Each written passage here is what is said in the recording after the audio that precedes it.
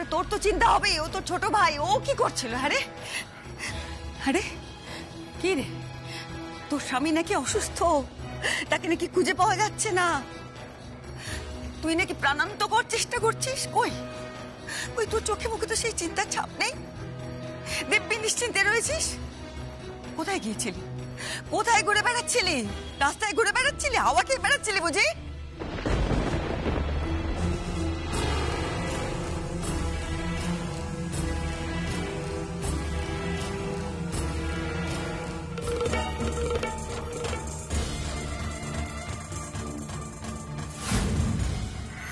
আমি আপনাকে চ্যালেঞ্জ করে যাচ্ছি, তার আগে আপনি আমার স্বামীকে ছুঁতেও পারবেন না, মিস্টার অমরেন্দ্র চক্রবর্তী।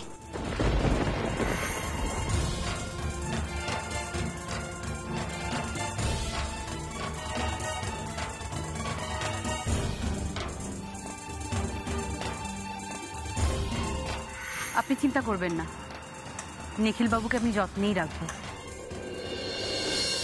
মা আর চিন্তা করতে হবে না, আমিও তো এখন এখানে আছি, আর আজ থেকে রাতে আমি বাবার সাথেই থাকবো। বাবার গায়ে একটা আঁচড়ও আমি লাগতে দেবো না। দেখো কাণ্ড, আমার ভয়ে গলা শুকিয়ে কাঠ হয়ে যাচ্ছে। এদিকে ফেল ফেল করে তাকিয়ে আছে, আকাশ পানে দেখে কি দেখছিস? কি দেখছিস? কি গিয়েছিলি তো নিখিলকে খুঁজতে, দেখে এমনি ঘুরে বেড়াচ্ছিলি, শুধু শুধু মিছে মিছে আমাকে বলছিস যে আমি চেষ্টা করছি চেষ্টা করছি। কোথায় আমার ছেলে? কোথায় ফেলে রেখে এসেছিস তাকে? ওরম ভাবে তাকাস না আমার দিকে, তাকাস না। তুই জানিস ওইভাবে তাকালে আমি সব ভুলে যাবো, তাই তো? তাকাস না, ওই চোখের মায়া আমাকে বলাস না। আমি কিচ্ছু শুনতে চাই না, কিচ্ছু দেখতে চাই না। আমি আমার নিখিলকে দেখতে চাই, আমার নিখিলকে এনে দে। আরে তুই এত নিশ্চিন্তে কি করে রয়েছিস? কি রে বল না, কেন পাথরের মতন রয়েছিস? সত্যি কথা বল, আমার নিখিলের কিছু হয়নি তো? নিখিল বাঁচলো কি মরলো, ফিরলো বাড়ি, কিচ্ছু এসে যায় না তো? ঠাম্মি তুমি একটু শান্ত হও, তুমি মাকে ভুল বুঝছো। এরকম অবস্থায় মাকে নিশ্চিন্তে বসে থাকার মানুষ তুমিই বলো। মা নিশ্চিন্তে বসে নেই। এই ছেলে, তুমি এত কথা বলছো কেন? তোমার না আছে অভিজ্ঞতা, না আছে কোনো, তুমি কেন আমার সঙ্গে এত এইভাবে কথা বলছো? ও তুমি তো কথা বলবে এখন, তোমরা সব আপনজন হয়েছো না? ঠিক আছে, তোমার মা যদি নিশ্চিন্তে বসে নেই, তাহলে সেই চিন্তার ফল তো আমি দেখতে পাচ্ছি না। হ্যাঁ, কেন মুখে কুলু পেটে বসে আছে? ঠাম্মি আমরা তো এটা নিয়েই কথা বলছিলাম, বাবা ঠিক ফিরে আসবে। তুমি দেখো, তুমি এত অস্থির হয়েও না, তুমি এত চিন্তা করো না প্লিজ। হ্যাঁ, বাবা ঠিক ফিরে আসবে, বাবা ঠিক ফিরে আসবে, খালি কথা কথা কথা কথা চাষ করে কি পাও গো তোমরা? কি পাও? আমার ছেলেটা কোথায় আছে জানি না, বেঁচে আছে কিনা তাই জানি না।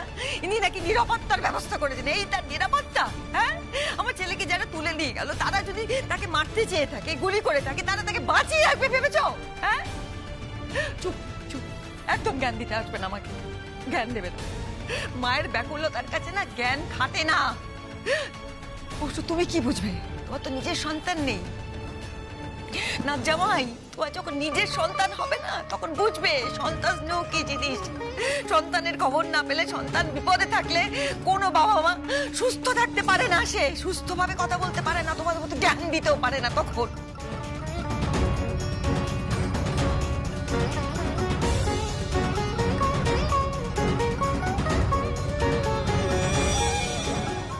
এই যে আমাদের ঘরের লক্ষ্মী, তোকে তো আমি ঘরের লক্ষ্মী ভেবেছিলাম মা। ভালোবাসিনি তোকে প্রাণ দিয়ে আমরা, আবার নিখিল তোকে ভালোবাসে না। নিখিল তো তোকে ছাড়া কিছু জানেই না। আর তোদের বাবা, তিনি তো তোর ওপর ভরসা করে, ওকে নিয়ে গর্ব করে স্বর্গে গিয়ে এখন সুখে রয়েছেন, আর আমি জ্বলে পড়ে মরছি। কেন রে? এই বিশ্বাসের ফলেই, এত বিশ্বাস এত ভালোবাসার বুঝি এই ফল হয়? আর করি না তোকে বিশ্বাস, আমি আর বিশ্বাস করবো না তোকে।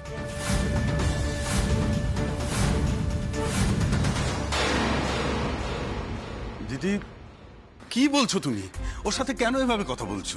দেখো শ্যামার তো কোনো দোষ নেই, তুমি যদি সবসময় এভাবে ওর সাথে কথা বলো, মেয়েটা মানসিকভাবে ভেঙে পড়বে দিদি। অলোক চোখের জল দিয়ে ভোলাচ্ছে, সব চালাকি, আমাকে আর ভোলাতে পারবে না। কেন কাঁদছিস? চোখ মোজ বলছি, চোখ মোজ। ওরকম চোখের জল না আমিও ফেলেছি এই পরিবারের জন্য অনেক। তা তুই আসার পর থেকে আমার সংসার তো এরকম ছিল না। আমার সোনার সংসার, আমার 3 ছেলেকে নিয়ে সংসার, কই হয়নি তো এত অশান্তি। যেই তুই এলি পা পড়লো আমাদের বাড়িতে। ভাই ভাই ভাঙন, ঝগড়া, মারামারি, খুন, জখম, ব্যবসায় লোকসান, কি হয়নি বলতো? একের পর এক অশান্তি, বিপদ। কেন কেন তুই এলি আমাদের পরিবারে বলতো? দোষ আমাদের, আমার দোষ। আমি জগৎ ছাড়া শাশুড়ি হতে গিয়েছিলাম না? সবাই ভালো বলবে আমাকে। আমার উচিত ছিল তোকে গান গাইতে না দেওয়া, একদম বাড়ি থেকে বেরোতে না দেওয়া। আমি দিয়েছি না তোকে বাড়ির বাইরে বেরোতে। তুই বাড়ির বাইরে গিয়েছিস, গান গেয়েছিস, আর সঙ্গে করে বিপদগুলোকে নিয়ে এসেছিস। মা, মা দেখো, মা আজকে তোমার কথার প্রতিবাদ না করে আমি পাচ্ছি না। তুমি রাগ করো না, কিছু মনেও করো না। দেখো, নিখিলের নিখোঁজ হওয়ার সাথে বা ওর গুলি খাওয়ার সাথে শ্যামার গানের কি সম্পর্ক আমি তো সেটাই বুঝতে পারছি না। তুমিও তো ওর গান ভালোবাসো বলো, তুমি তো আর 5টা শাশুড়ির মতো না। তাহলে ওইটাই তো কাল হয়েছে বড় বৌমা, ওইটাই কাল হয়েছে। বেশি ভালো হতে গিয়েছি না আমি, বেশি ভালো শাশুড়ি। গান গাইতে পাঠিয়েছি আমার বৌমাকে, নাম হবে তার, সেও তারও নাম হয়েছে। তার নামের পিছু পিছু শত্রুরাও ঢুকে পড়েছে। আমার সংসারটাকে ছাড়খাড় করে জ্বলে পড়ে গেলাম। বলো তো বড় বৌমা, কোথাও ছিল আমাদের এত শত্রু? কোনোদিন ছিল? তুমি তো আগে এসেছো আমার সংসারে। এই মেয়ে যবে থেকে এসেছে, আমি এখনো বলবো, বারবার বলবো, আমার সাজানো সংসারটা ছাড়খাড় হয়ে যাওয়ার জন্য একমাত্র শ্যামা দায়ী।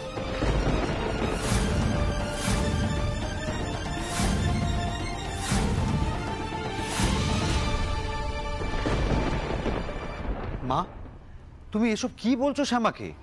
তুমি ঠিক কথা বলছো না। কেন কেন রে অরুণ? শুধু আমিই ভুল বলি না? তোরা শুধু মায়েরই ভুল দেখতে পাস। মা, তুমি বাইরের শত্রুর কথা বলছো। তুমি কখনো ভেবে দেখেছো আমাদের বাড়ির ভিতরে শত্রুর অভাব হয়নি? তা শুধু শ্যামাকে নয়, আমাদের এই পরিবারের অনেককেই কষ্ট দেওয়ার চেষ্টা করেছে।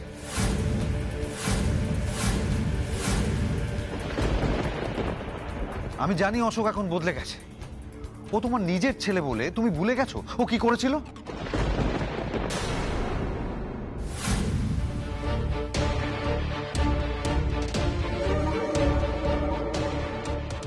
একদমই ঠিক বর্দা ভাই, একদমই ঠিক। তুই ঠিকই বলেছিস। আমি এই বাড়ির অনেক ক্ষতি করেছি, আমি জানি। আমি এই বাড়ির অনেক ক্ষতি করেছি, আমি শ্যামারও অনেক ক্ষতি করেছি। কিন্তু সেগুলো তো অতীত।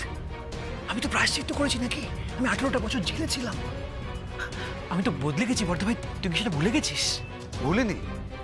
আর সেজন্য তো পুরনো সত্যিটা বদলে যাবে না, তাই না?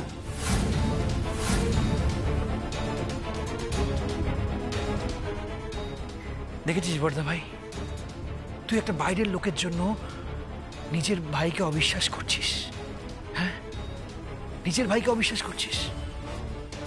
কিছু বলার নেই। তাও আমি একটা কথা বলবো। আবার কি বলবি তুই? দেখ, কথা হচ্ছিল শ্যামাকে নিয়ে। মানে শ্যামা যদি নিজের গান নিয়ে থাকতো, সব ব্যাপারে নাক না গলাতো, সব ব্যাপারে ইনভলভ না হতো, তাহলে এই পরিস্থিতি হতো আমাদের বাড়িতে? বল, শান্তি তো ফিরতো। এরকম অশান্তির মধ্যে আমরা থাকতাম? তুই বল।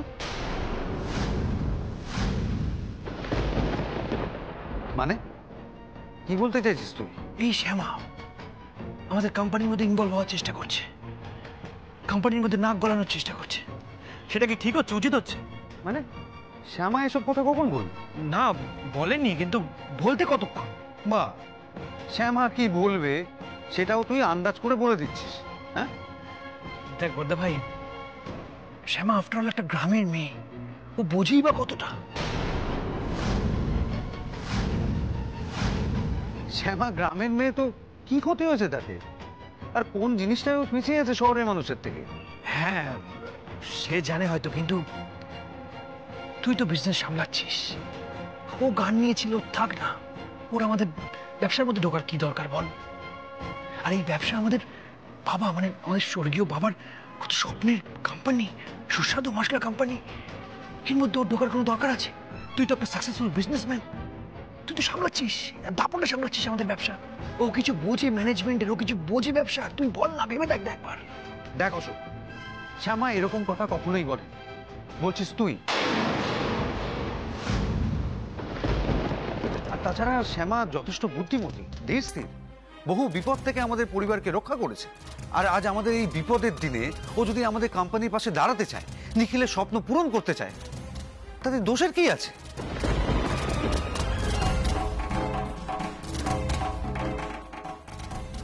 দেখ বর্দা ভাই, দোষ আছে। আমি তো এই জাগতিক বিষয়ের মধ্যে থাকি না, মানে আমি তো ধর্মের পথে হেঁটেছি, তুই জানিস। আমার কোনো লোভও নেই, আমি এসবের মধ্যে থাকতেও চাই না। কিন্তু নিখিলের স্বপ্ন পূরণ করার জন্য তুই তো আছিস, তুই আছিস আমাদের বর্দা ভাই, তুই আছিস। ও কেন? ওর এসবের মধ্যে না ঢোকাই ভালো। একটু ভেবে দেখ আমি কি বলছি। আমি একটা কথা বুঝতে পারছি না, শ্যামা কি বলতে চায়, কি ভাবছে, সেটা তো ও বললেই ক্লিয়ার হয়ে যাবে সব। আমি তো একটা কথা কিছুতেই বুঝতে পারছি না, একটা অলীক বিষয় নিয়ে কেন এত আলোচনা হচ্ছে? মেসমশাই, আসলে আমাদের এখন দুর্দিন চলছে। হ্যাঁ, নিখিল নিখোঁজ, তার মধ্যে শ্যামাও আমাদের কিছুই বলছে না। আমার মনে হয় সবার একসঙ্গে নিখিলকে খুঁজে বের করা উচিত। তাই শ্যামার কাছে আমার একটা, শ্যামা তোমার কাছে আমার একটা অনুরোধ রয়েছে নিখিলের মেজ দাদা হিসাবে। প্লিজ এখন আর অন্য কিছু মাথায় রেখো না, সবাই মিলে আমাদের নিখিলকে খুঁজে বের করা উচিত। হ্যাঁ, আর বাড়ির ব্যবসা বর্দা তো সামলাচ্ছে, বর্দাকে সামলাতে দাও না, তুমি এর মধ্যে ইনভলভ হও না। আর তেমন হলে আমি আমার সাধনার পথ ছেড়ে নয় পরিবারের পাশে দাঁড়াবো, আমিও ব্যবসায় যোগ দেব। তুমি এসবের মধ্যে ঢুকো না প্লিজ।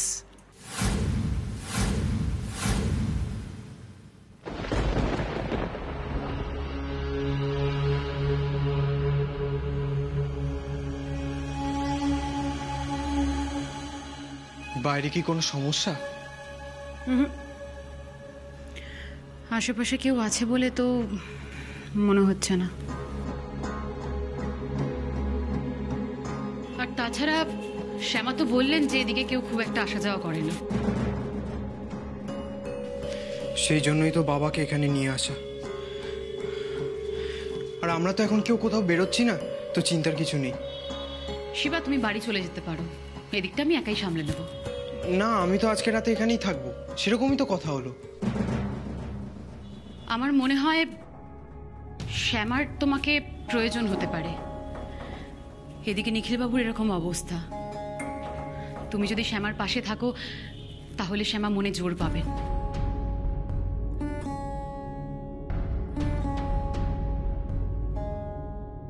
আর তাছাড়া বাড়িতে তোমার কথা সকলে জিজ্ঞেস করলে শ্যামা কি উত্তর দেবেন?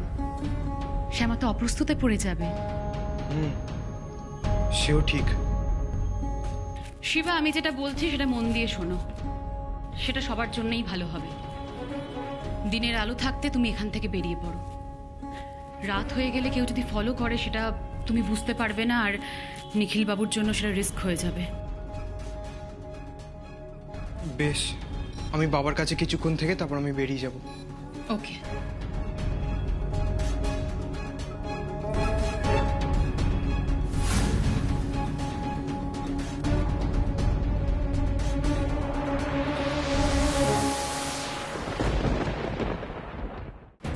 আমার যা ভাবার, আমার যা করার আমি ঠিক তাই করেছি মেজ দাদা। ঠিক যেমন আপনিও জানেন আপনি কি করেছেন।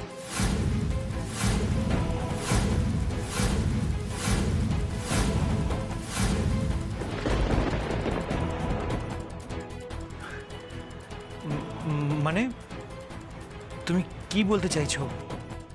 আমি কি করেছি? সেটা তো আমি বলতে পারবো, আমার থেকে ভালো আপনি জানবেন আপনি কি করেছেন। শ্যামা, আমি কদিন ধরে লক্ষ্য করছি তুমি আমার সঙ্গে কেমন একটা অন্যভাবে কথা বলছো। আমাকে সম্মান তো দিচ্ছই না, কেন এরকম করছো বলতো? মানে আগের দিন যখন হসপিটালে যাওয়ার সময় তুমি আমাকে নিয়ে গেলে না, আমাকে পাত্তাই দিলে না, আর আজও কেমনভাবে একটা কথা বলছো। আমার কিন্তু একদম ভালো লাগছে না।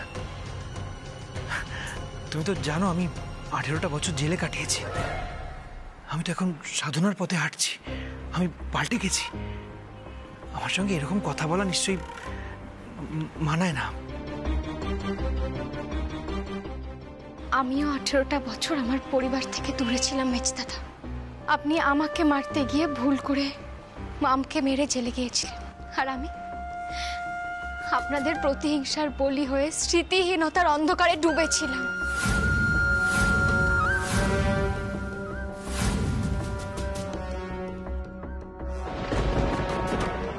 তার আগে সব সময় আমি এই পরিবারের মঙ্গল কামনা করে এসেছি। আমার সব দায়িত্ব পালন করেছি আমি, এমনকি ফিরে আসার পরেও তার কোনো অন্যথা হয়নি। কেউ জানুক বা না জানুক, মানুক বা না মানুক, আমার কৃষ্ণ জানে, আমার ছোট কর্তা জানে আমি কি ভাবি, আমি সত্যি কি চাই।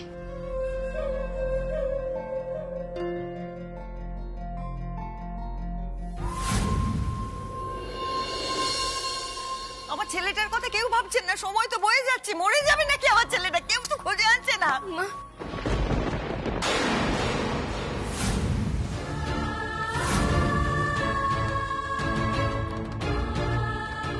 মা,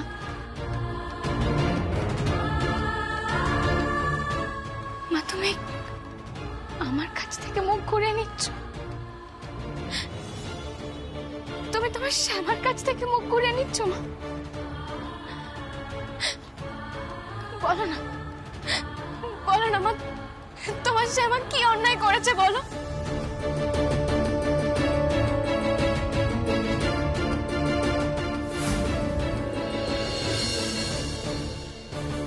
তুমি সবার সামনে বললে এই পরিবারের সব অশান্তি আমার জন্য, এই পরিবারের সব সুখ নাকি আমার জন্য চলে গেছে। তাহলে তো এখানে আমার থাকাই উচিত না, তাই না বলো?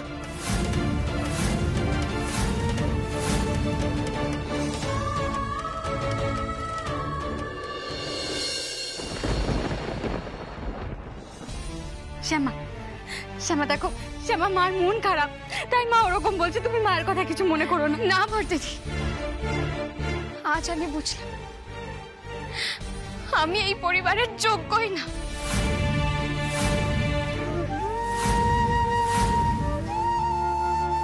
চুপ করো শ্যামা। আজ আমার স্বামী আমার কাছে নেই, তারপরে আমি আপ্রাণ চেষ্টা করে গেছি এই দুর্দিনের সময় একসাথে সবাইকে বেঁধে রাখতে, কিন্তু আজ আমি বুঝতে পারছি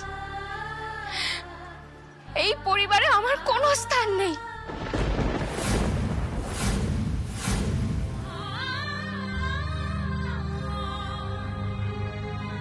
আমি যদি এখানে না থাকি তাহলে সব ঠিক হয়ে যাবে।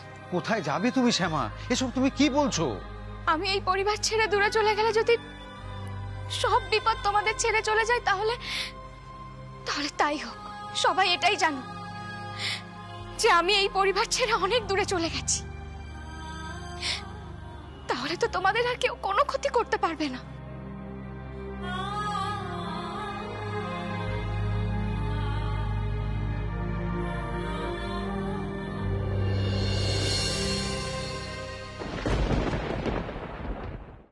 কিন্তু একটা কথা আমি সবার সামনে বলতে চাই,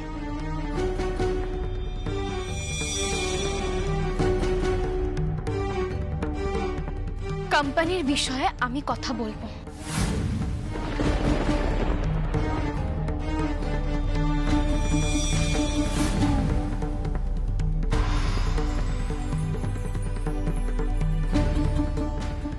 কারণ আমার স্বামীর স্বপ্নের উড়ান মাঝপথে থেমে যেতে দেব না আমি।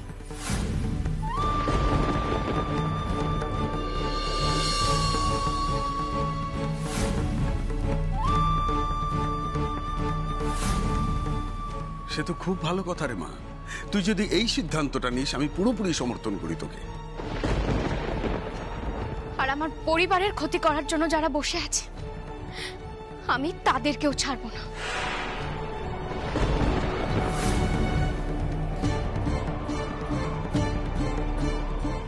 না না না না, এখন তো এইটাই হবে। আমার ছেলেকে ভুলে শ্যামা এখন কোম্পানির হাল ধরবে। মা, এসব কথা আর বাড়িও না প্লিজ। তুই থামবি অরুণ? হ্যাঁ, কেন বাড়াবো না, বেশ করবো বলবো। এখন যদি দেখি ওই শ্যামা ঘর বার এক করে দেয়, আমার ছেলের কথা বলে আমার ছেলেকে খুঁজে না এনে ব্যবসায় নাক গলায়, আমি কিন্তু হেস্ত নেস্ত করে ছাড়বো বলে দিলুম। আর একটা কথা সবাই কান খুলে শুনে রাখো, পরিষ্কার ভাষায় বলছি, এটা আমার বাড়ি। হ্যাঁ, এটা আমার বাড়ি। এখানে থাকতে গেলে আমার কথা শুনে চলতে হবে। আর কারুর যদি তাতে অসুবিধে মনে হয় তাহলে সে এখান থেকে চলে যেতে পারে।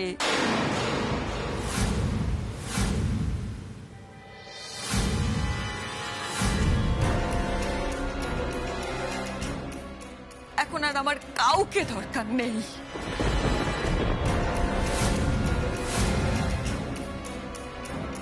কাউকে আমার দরকার নেই। ঠাম্মি, কাউকে না। ঠাম্মি,